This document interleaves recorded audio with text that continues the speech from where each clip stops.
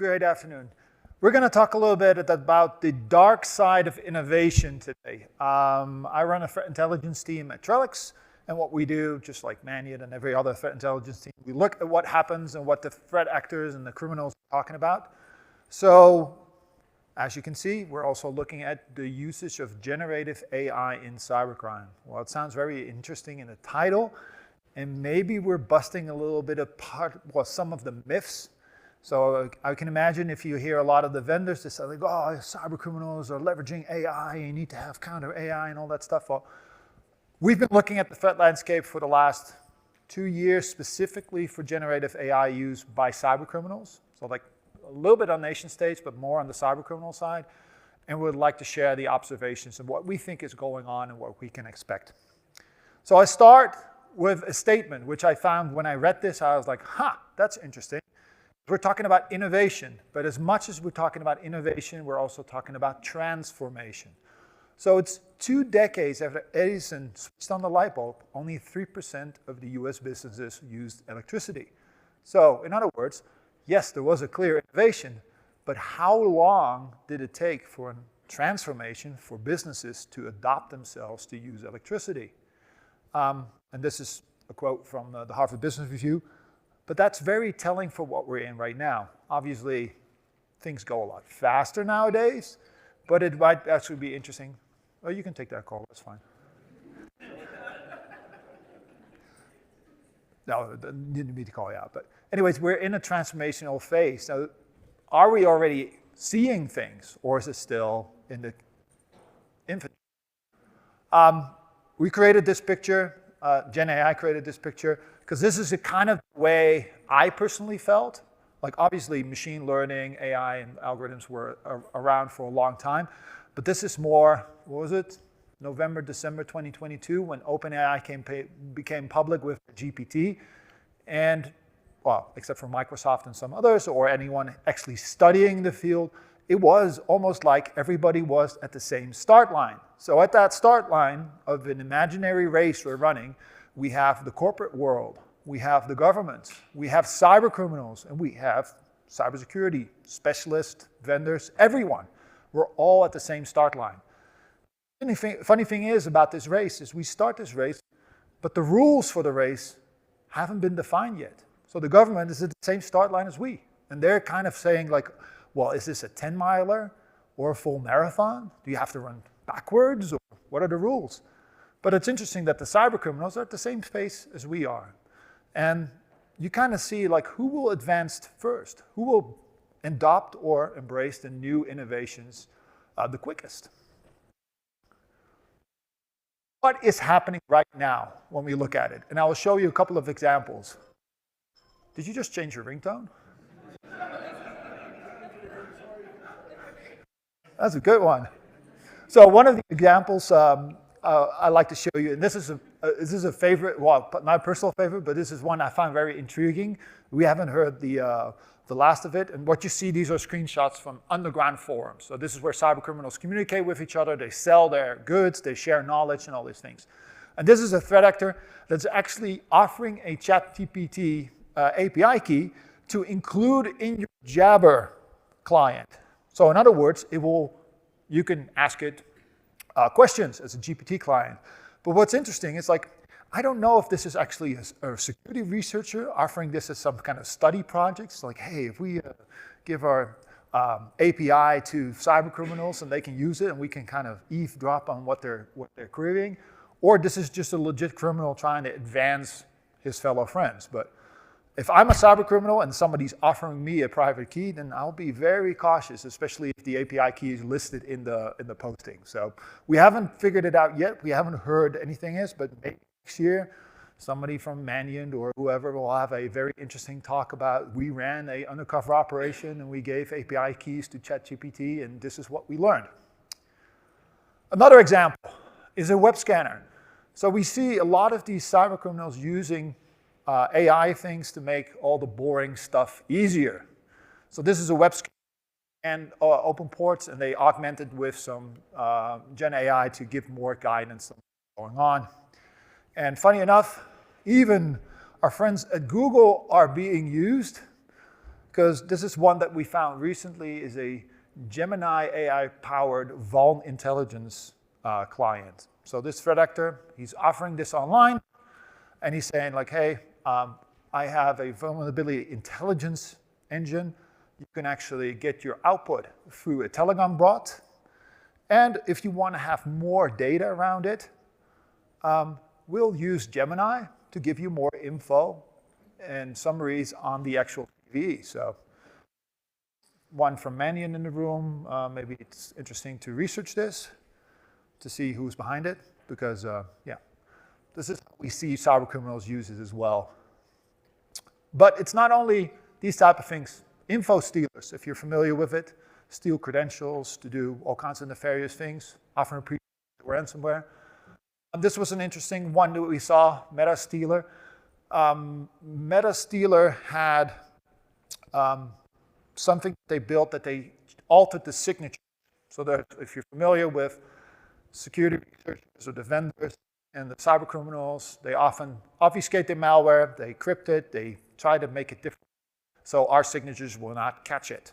So they have an announcement. We haven't tested the software yet because we're looking at it, but they're claiming, hey, we're using an AI algorithm to obfuscate our signatures to make it harder for you guys to detect it.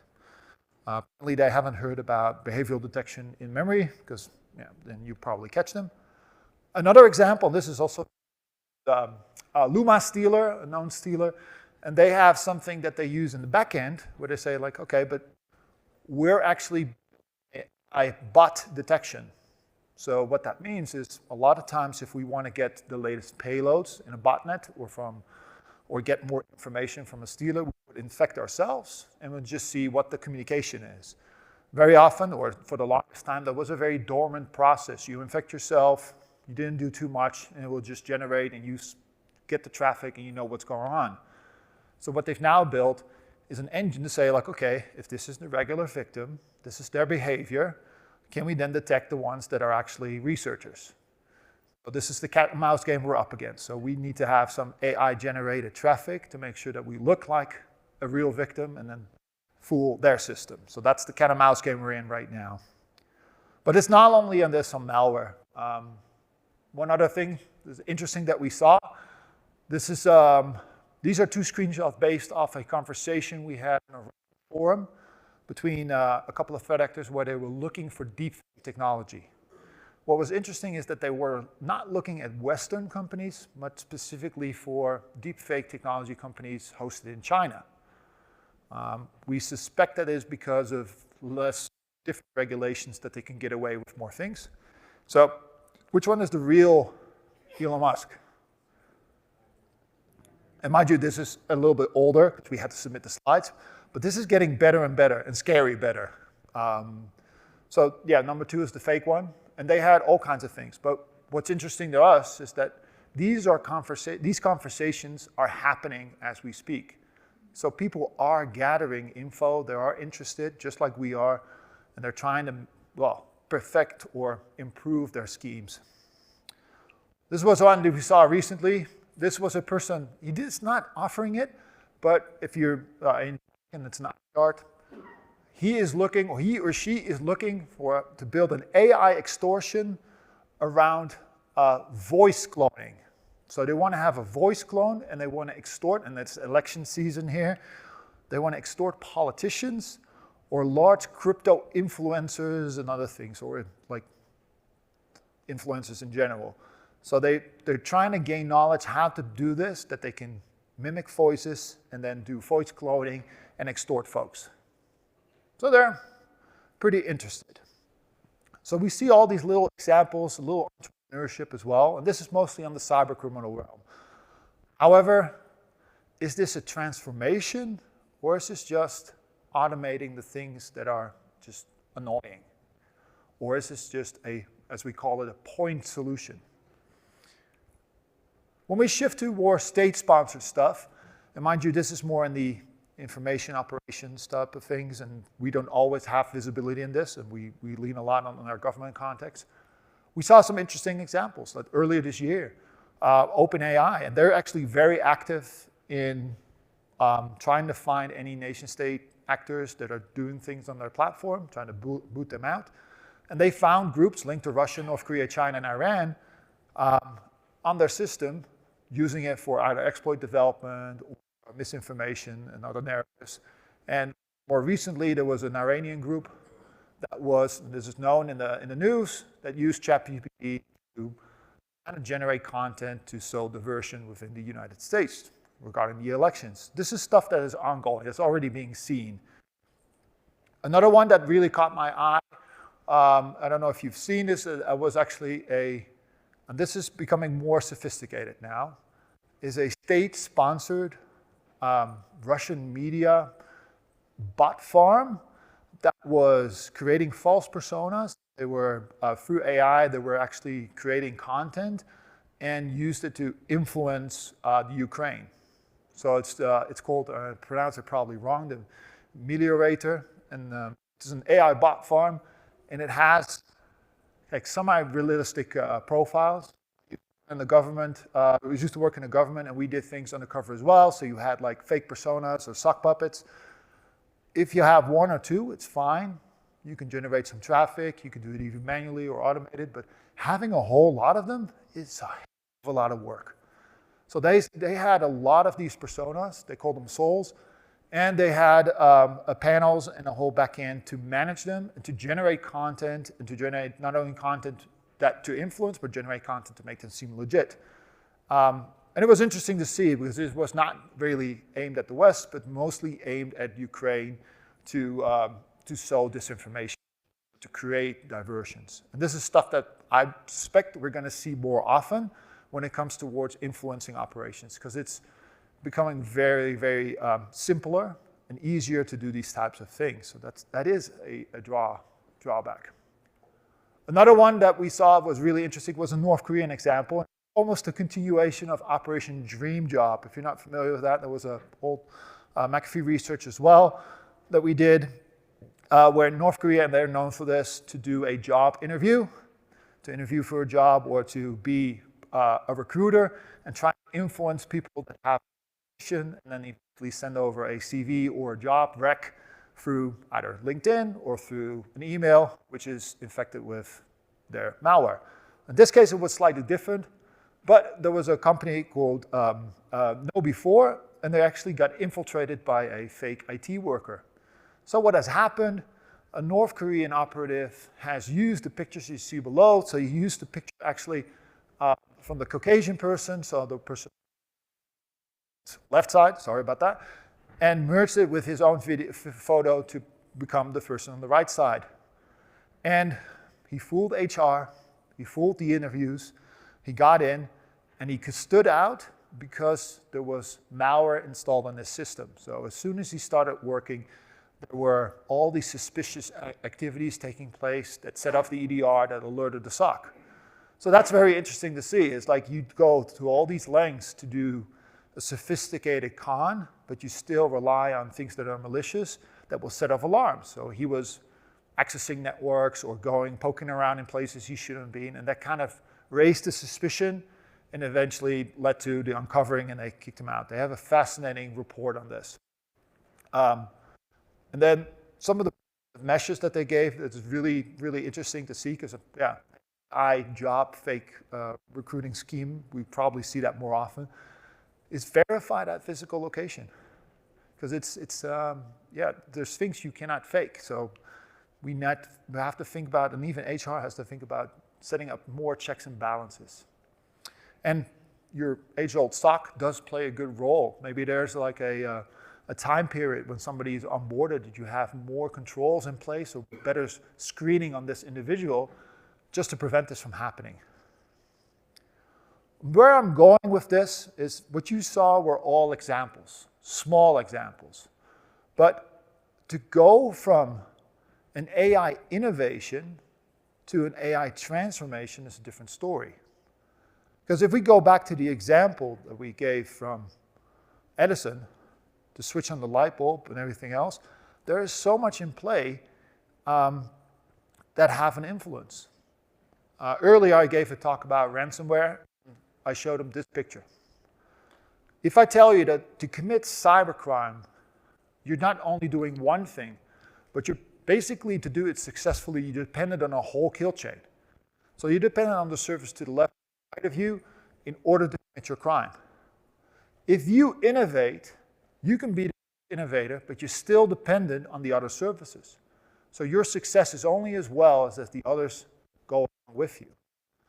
So what that means is I can set up, let's say, a hosting farm where I do fast flux hosting and I create this whole new thing and it's AI generated.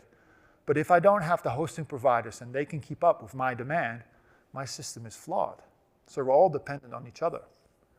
And that's what we see right now. And they describe it as a point solution. So we see small innovations taking place within malware, which with conventional methods and sound security protocols, we can still catch. However, that complete overhaul of leveraging AI or even attacking AI are things that cybercriminals are not committing yet that we can see. And that system change takes time. Decades for the light switch, maybe a little bit longer for us. And it's very similar to the example of Apple. Like, who here has a smartphone? Everybody has a smartphone, right?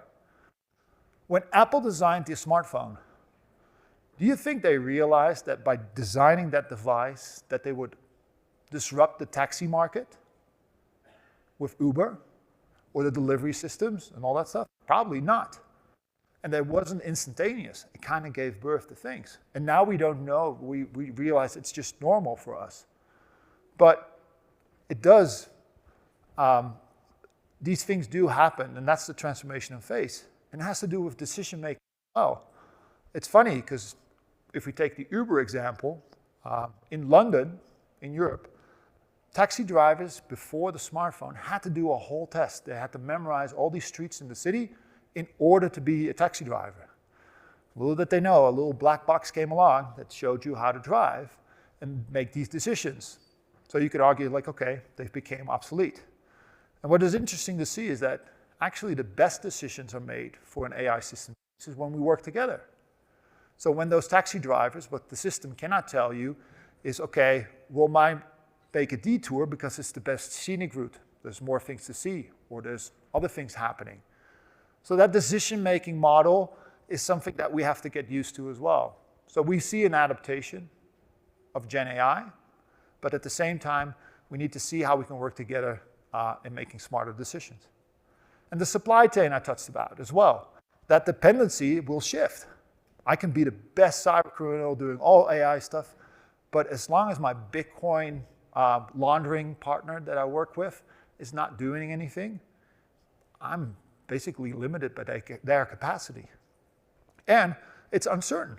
I can have all my ducks in a row, but if they then don't control their own supply, I kind of shift my uncertainty of my service to that other supplier. And all these systems require a lot of synchronization and resources. And it's very similar to, if you compare it to what we're facing, right? We're having alert fatigue as an industry, a lot of SecOps practitioners. There's a lot of different types of programs, a lot of different types of suppliers. We all have to work together. There's a platform approach, and you have all kinds of things, and XDR and EDR. And like, I work for an XDR vendor, so I can see it all. But we all have to put that together. That's a humongous task as well, and that requires synchronization. The only difference is that every single vendor out here has some kind of vision or implementation of AI, so I can see that we have an advantage over the cybercriminals. So if we look at the things that we saw today, the rise of the machines is by the speed of the human adaptation. Are we quick to adapt? Or are the machines taking over? So if we look at what we have, cybercriminals are very similar to us. The challenges that they face, that they can innovate only in their space, but they're not really overhauling and transformative change similar to ours. When we look at the first implementation of Gen AI in solutions for cybersecurity solutions, you had a prompting system like Copilot.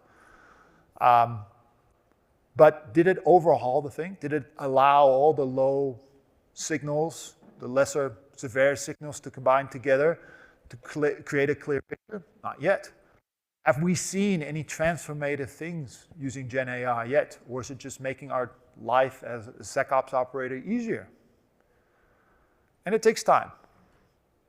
It's like the light bulb, but probably a little bit quicker. And I'm very curious to see what that next frontier will be.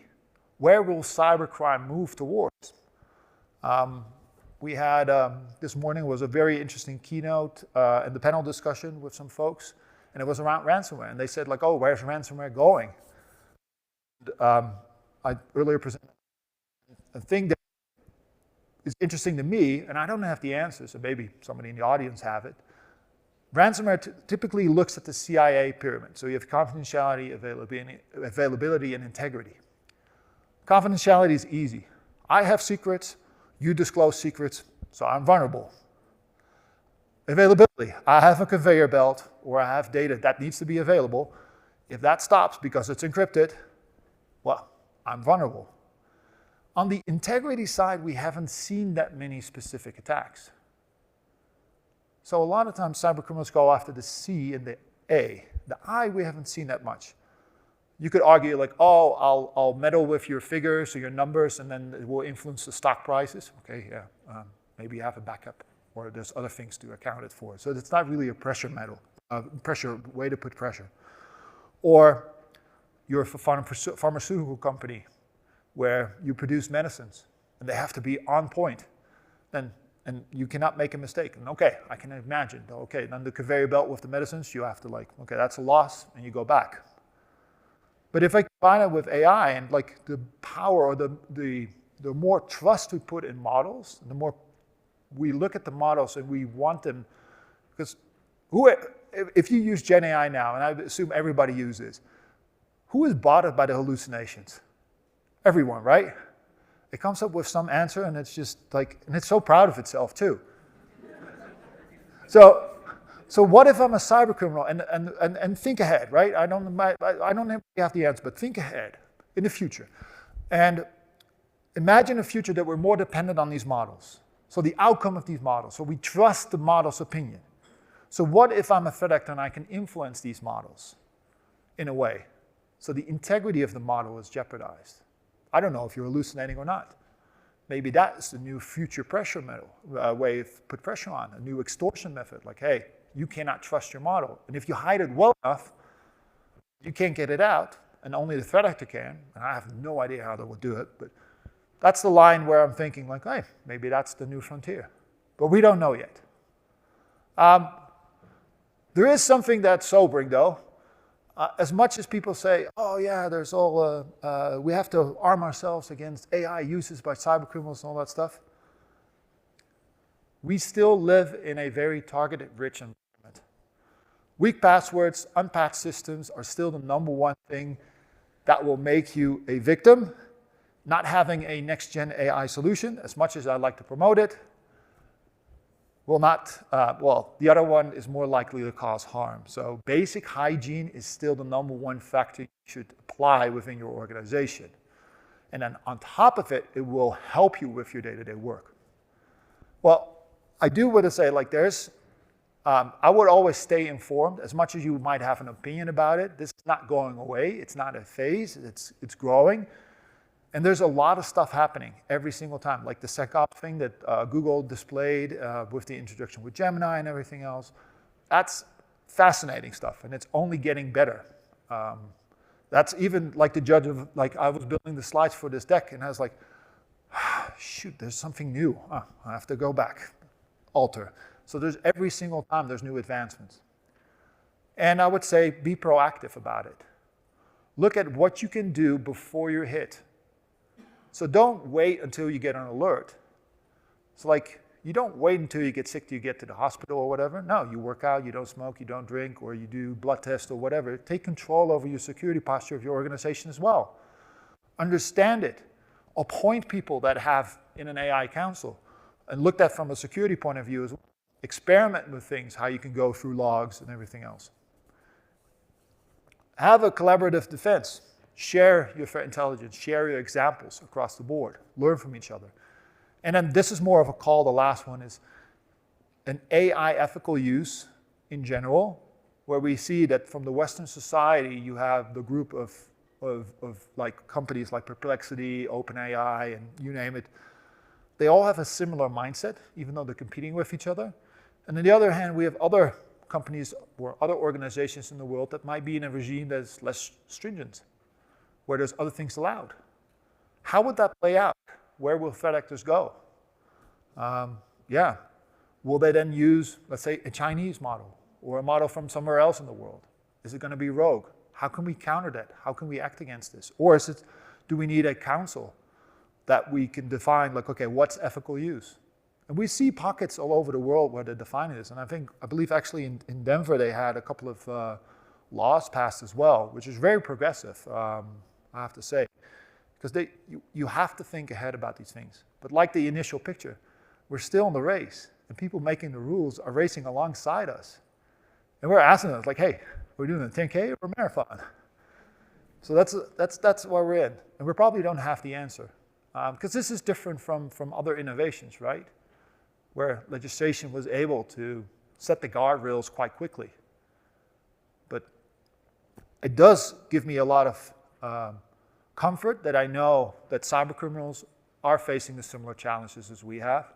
And these are examples that we found like in the last weeks and a couple of months ago. And we're doing this day by day. So we're publishing a threat report soon. We'll have the latest, what we see. And it's still a sobering thought. If you'd ask me, who would have the advantage, the defenders or the criminals? I would still think that we as defenders have the advantage. Everybody is focused on this subject with us. We have a lot of opportunity to collaborate, and we have more opportunity to win. For us, the outcome is there's much more need, and the reward is much bigger right now, whereas, yeah, the weak passwords for the criminals still working. But I'll guarantee, as soon as we got rid of alert fatigue and we get better at this and we adapt it, then we'll force criminals to further innovate, because that's just the nature of what happens. But yeah, till that time, weak passwords and no patching, that's still a good way to get breached. I get to the end of my talk, and we'll have it open for discussion or for questions, because I can see it's an interesting topic to a lot of folk.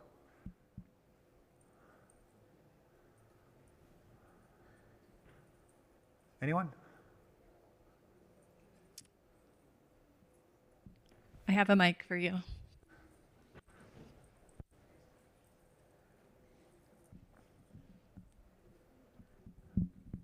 Are cyber criminals solving these problems in the same way that the good guys are? Yeah, we don't.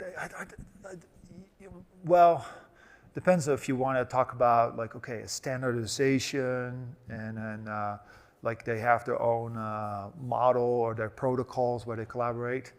Less so. I think they're more entrepreneurial for themselves, what we see. So right now, it's still, like I said, the point solution. So they like, hey, I did this. Look at how cool it is. Whereas they're like, okay, I want to commit this crime. I'm dependent on these services. How can we work together to build something really innovative? And that hasn't happened yet. What we see within our industry, there's more likelihood that it's already happening, where we have partnerships where we take each other's data and do something really remarkable with it.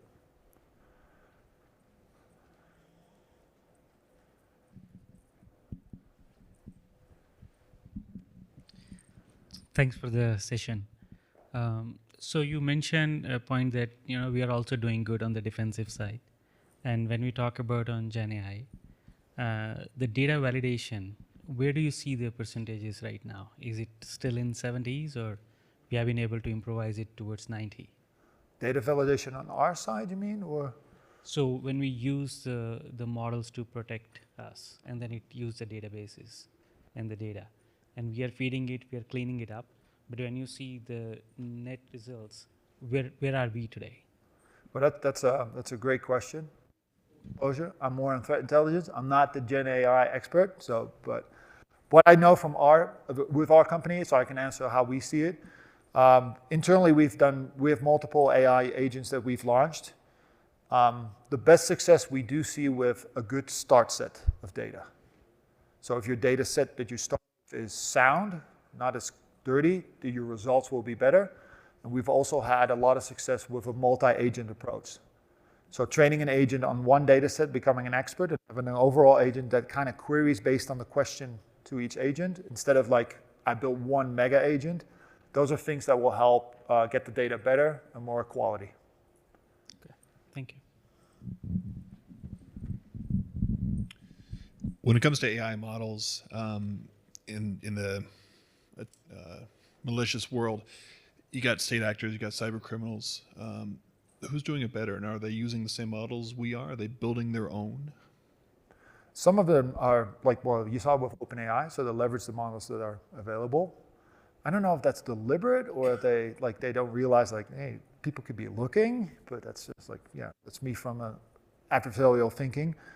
I do think that a nation state would have more resources to develop people as well to further, bring their innovation along. You could see that with that bot farm. That's something we haven't seen on the cybercriminal side. So the cybercriminal side is more like, hey, I can craft a really good phishing email, or I have the AI web scanner, versus, oh, I have this complete bot farm and it manages all these personas and it sends out this stuff on Twitter and everything else. So that level of complexity is something we see more in a coordinated nation state attack or effort versus a cybercriminal. It has to do with the nature as well, because if you deal with a nation state actor, they used to control the whole kill chain from, and what I mean by that, to commit whatever they want to do. So they're hosting, the delivery, the platforms, everything is done in-house. They're not as dependent on adjacent services, where the cybercriminal world inherently is a networking-based type of hierarchy where they try to work together. So you're dependent on your supply chain. So real innovation would come if they team together and say like, hey, oh, maybe they actually read the paper of how they rolled it out, or rolled up the ameliorator, and then say like, well, maybe we can do something similar. Gotcha.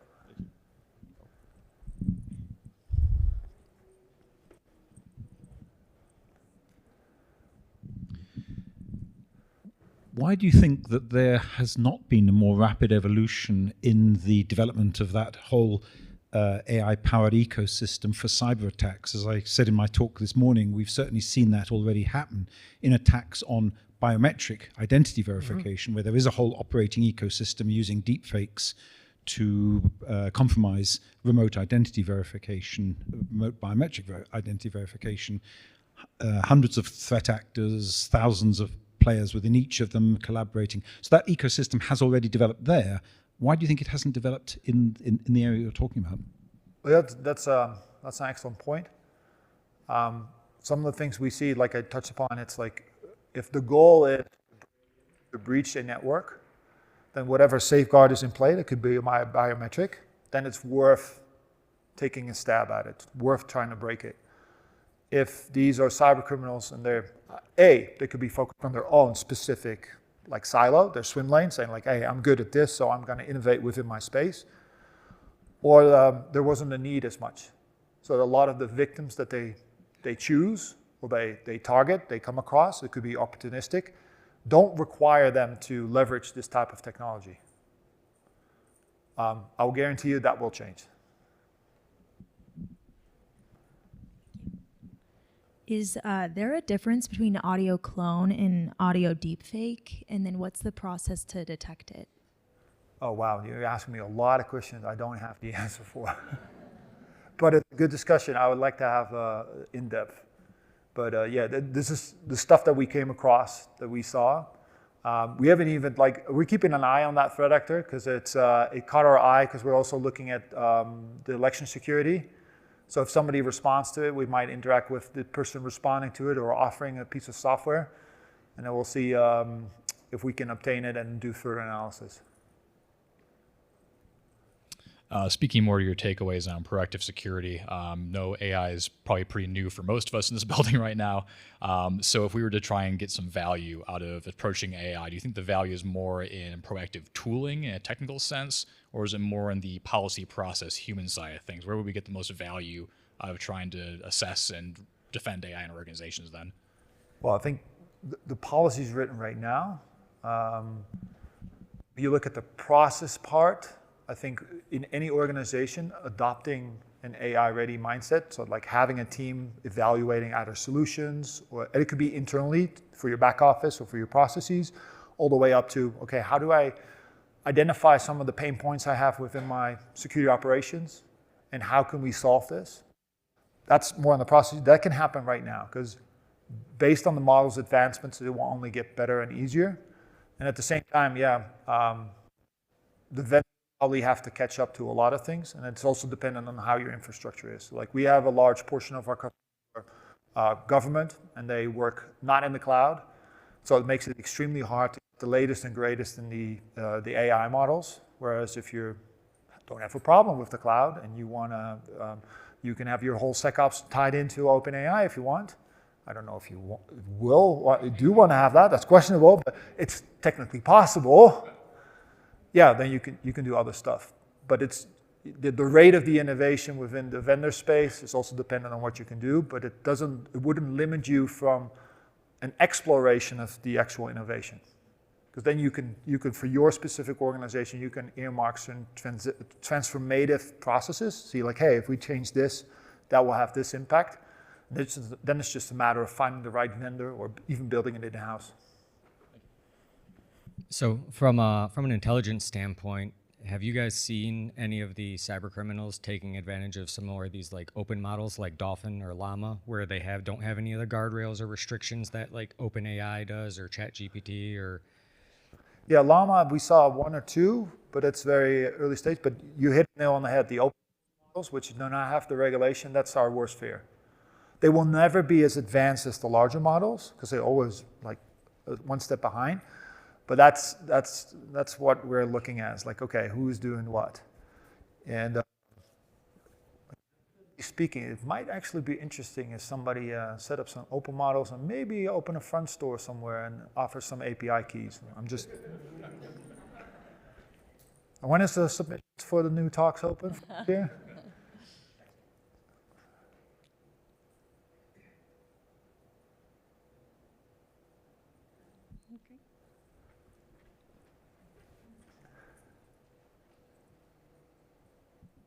Okay, this is going to be a little bit bizarre.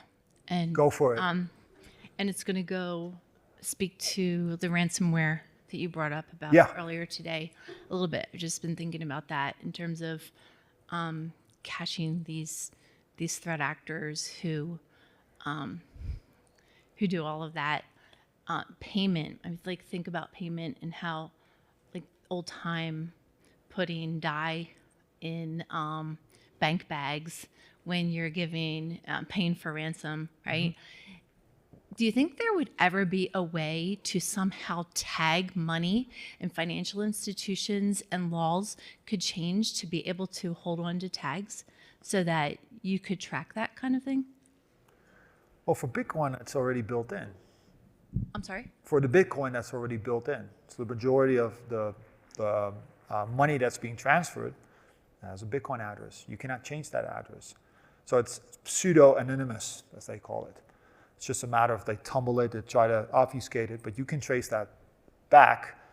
And then the way we see it, the ledger, which has all the transactions, that's why it's open, that's why people trust it, so you can see the ledger.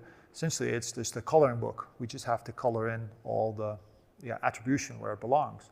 The most successes that law enforcement have had in seizing funds from ransomware attacks was following the Bitcoin to an exchange, which was in a country that they had either a treaty with or they could put pressure on.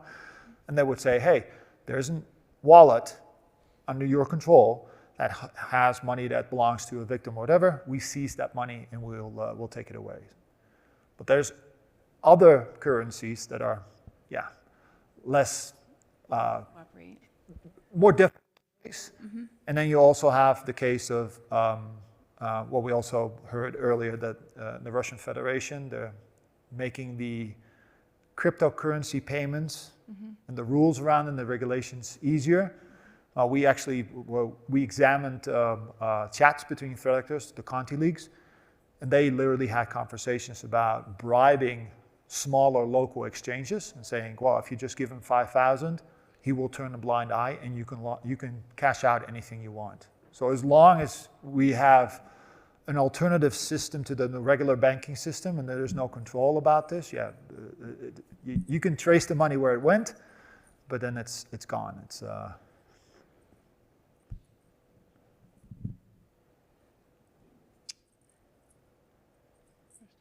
think we're about at time, so thank you very much. Well, thank you very much.